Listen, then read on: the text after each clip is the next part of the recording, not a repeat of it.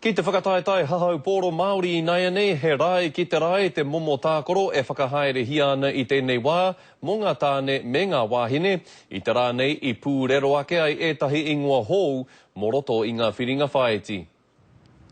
Koe nei te tīpao hei tohu i te hiahia o haupai pūha, kia eke panuku, kia eke tangaroa.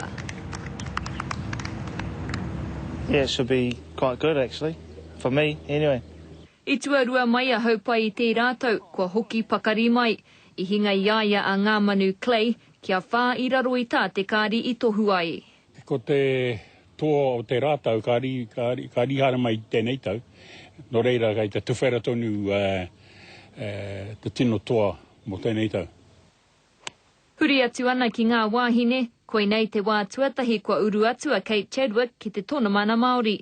Engari he toi tū te tākaro, ko Alana Braybrook te huariri, kei raro e putu ana. It sort of came down to the back nine where just a few bogeys were made and I took advantage of that. He oi hei tā Kingi Pōrima, me matāra tonu te titiro ki te toa o te rātau a Kelly Nicholas. Ko ia ta mea i tīmata hei nama tuatahi mō ngā wāhine, matua. Tuarua, ko te āhua nei, ko ia ka wini i tana whakataetai kia kāwhena rangihaiata. Ko tahi tonu te rauna e toi ana i mua i ngā whiringa toa ka tū a pōpō. Irina Smith, Te Karere.